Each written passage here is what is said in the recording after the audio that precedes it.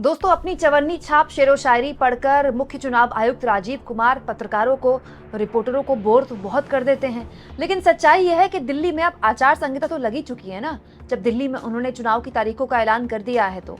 लेकिन बड़ा सवाल यह है कि अब राजीव जी क्या करेंगे? अब भी शेरो शायरी पढ़ेंगे जब उनकी नाक के नीचे खुलेआम दिल्ली में आचार संहिता की धज्जियां उड़ाई जा रही हैं। और ये धज्जियां बीजेपी के उम्मीदवार प्रवेश वर्मा उड़ा रहे हैं, ऐसा आरोप आम आदमी पार्टी का है। दोस्तों, प्रवेश वर्मा को लेकर ये तस्वीर मैंने आपको दिखाई थी, ये वीडियो मैंने आपको दिखाया था, जिसमें मैंने आपको बताया था कि प्रवेश वर्मा, जो कि उस वक्त बीजेपी के उम्मीदवार भी नहीं थे, तब बीजेपी ने उनको उम्मीदवार नहीं बनाया था, वो पूर्व सांसद थे और बीजेपी से उम्मीद कर रहे थे कि इस बार उनको विधायकी का टिकट मिल जाएगा। उनके घर के बाहर अचानक महिलाओं की भीड़ मिली। न्यूज चैनल्स के रिपोर्टर वहां पहुंचे, जिसमें एबीपी न्यूज और आज तक के रिपोर्टर भी थे। उन्होंने पूछा तो महिलाओं ने खुलकर माइक में बताया कि जो पैसा है वो पैसा पूर्व सांसद जी दे रहे हैं, मतलब प्रवेश वर्मा दे रहे हैं। प्रवेश वर्मा पर आरोप लगे कि 1100 रुपए वो बकायदा हर महिला को दे रहे हैं और उनसे कहा जा रहा है कि बस आप कमल का बटन दबाइए। बकायदा उनके आइडेंटिटी कार्ड भी छापे गए, कुछ इस तरह के आइडेंटिटी कार्ड भी मैंने आपको दिखाए थे। उस वक्त जब प्रवेश वर्मा के आगे सवालों की झड़ी लगी और पूछा गया कि आप पैसे बांट रहे हैं, तो उन्होंने कहा हाँ मैं पैसे बांट रहा हूँ। उन्होंने हामी जाहिर की, कहा कि हाँ मैं पैसे बांट रहा हूँ और एक एनजीओ के तहत जो मेरे पिता ने शुरू किया था उसके तहत पैसा बांट रहा हूँ, तो क्या गलत कर रहा हूँ? केजरीवाल ने तो महिलाओं को कुछ भी नहीं दिया। मतलब प्रवेश वर्मा ने खुलकर ये कबूल किया था कि वो पैसा बांट रहे हैं। दोस्तों, उस वक्त दिल्ली में आचार संहिता नहीं लगी थी तो प्रवेश वर्मा बच गए।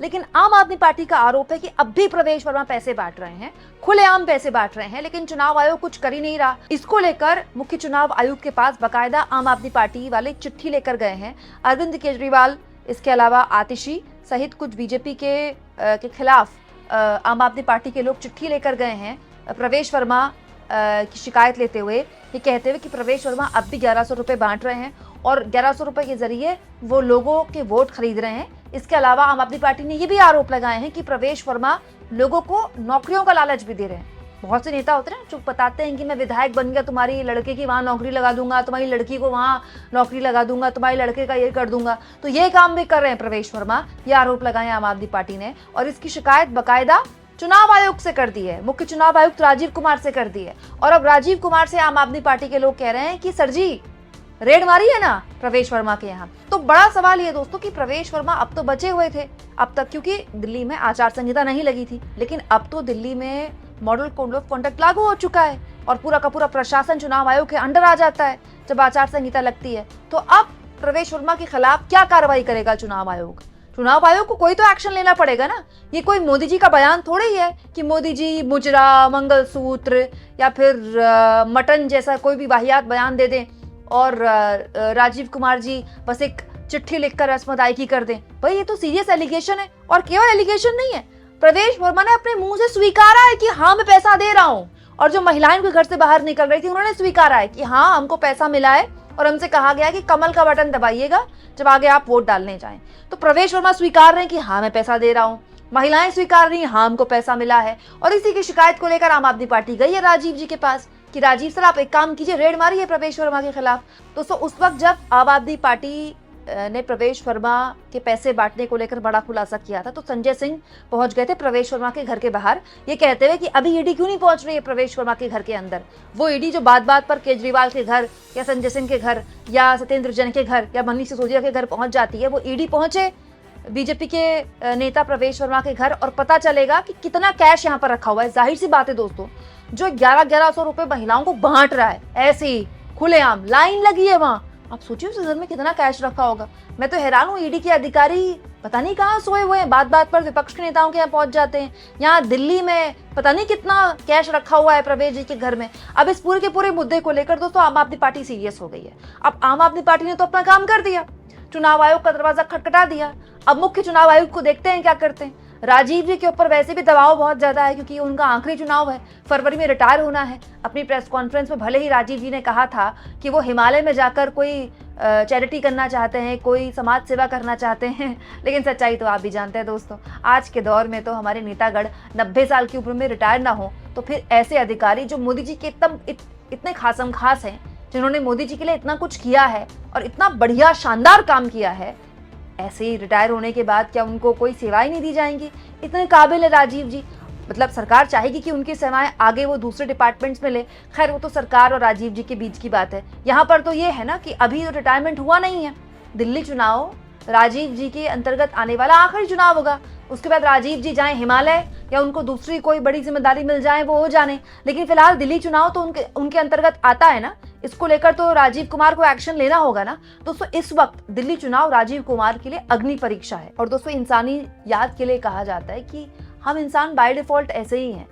कोई चीज बहुत अच्छी भी चली है ना, लेकिन अंत तक आते आते अगर बिगड़ जाए तो ना वो बिगड़ा हुआ याद रहता है, वो अच्छा याद नहीं रहता है। अब राजीव कुमार जी ने तो वैसे भी इतना शानदार काम किया है, लोकसभा चुनाव हो, हरियाणा चुनाव हो, महाराष्ट्र चुनाव हो, क्या शानदार काम किया है। मतलब उनके कसीदे तो कितने बड़े बड़े लोग पढ़ते हैं, आपको पता ही है। तो राजीव कुमार जी की पूरी कोशिश होगी कि वो शानदार काम दिल्ली में भी करके दिखाएं, दिल्ली चुनाव में भी करके दिखाएं। लेकिन बड़ा सवाल ये है दोस्तों कि इतिहास उनको कैसे याद रखेगा। चंद्रचूड़ साहब को जैसे चिंता होती थी इस बात की कि उनको पता नहीं इतिहास कैसे याद करेगा, राजीव जी को भी होनी चाहिए, क्योंकि रिटायरमेंट का जब वक्त आता है तो अमूमन मन में ये चिंताएं होती हैं कि भाई जो मेरा आखिरी काम हो वो ऐतिहासिक हो। और जैसा कि मैंने कहा कि यहाँ पर मामला केवल भाषण पर लताड़ लगाने का नहीं है। खुलेआम देश की राजधानी में बीजेपी के एक उम्मीदवार पर पैसे बांटने के न केवल आरोप लगाए हैं, बल्कि उम्मीदवार ऐलान होने से पहले, टिकट मिलने से पहले उन्होंने खुद स्वीकार किया है कि हाँ मैं पैसा बांट रहा था। तो बड़ा सवाल ये है, इससे बड़ा सबूत और क्या चाहिए राजीव जी को। राजीव जी क्या कोई बड़ा एक्शन लेंगे? क्या बीजेपी उम्मीदवार के घर में रेड पड़ेगी? अगर रेड पड़ेगी तो क्या ईडी की रेड पड़ेगी? क्योंकि ईडी पहुंचती है इस तरह के मामलों में। अमूमन जब इस तरह के मामलों में ईडी पहुंचती है तो जो नोट मिलते हैं उनसे ईडी ई और डी बनाती है, फिर फोटो लेती है, फिर सोशल मीडिया में वायरल करती है। ऐसा कोई ई और डी कैश का बना हुआ ईडी कोई फोटो खींचेगी क्या प्रवेश वर्मा के घर के बाहर? वैसे आचार संहिता लग चुकी है, हो सकता है कि प्रवेश वर्मा ने अब पैसा बांटना छोड़ दिया हो, लेकिन आम आदमी पार्टी का तो आरोप है कि अब भी पैसे बांट रहे हैं। वो न केवल वो पैसे बांट रहे हैं बल्कि नौकरियों के नाम पर लोगों को बरगला भी रहे हैं, नौकरियों का लालच दे रहे हैं।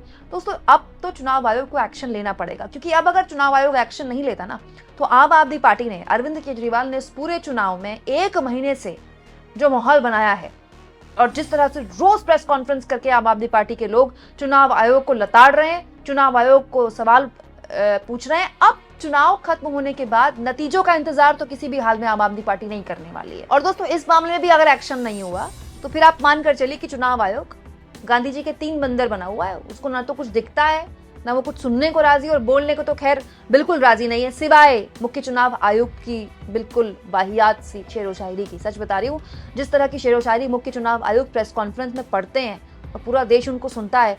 कॉन्फिडेंस चाहिए दोस्तों कि इतनी वाहियात शेरो शायरी होने के बाद भी आप पूरे कॉन्फिडेंस के साथ ऐसा पढ़ रहे हैं जिससे आपको लग रहा है कि आप कतई गालिब को भी फेल कर रहे हैं। खैर छोड़िए दोस्तों, आपको क्या लगता है, क्या मुख्य चुनाव आयुक्त इस पूरे के पूरे मामले में एक्शन लेंगे?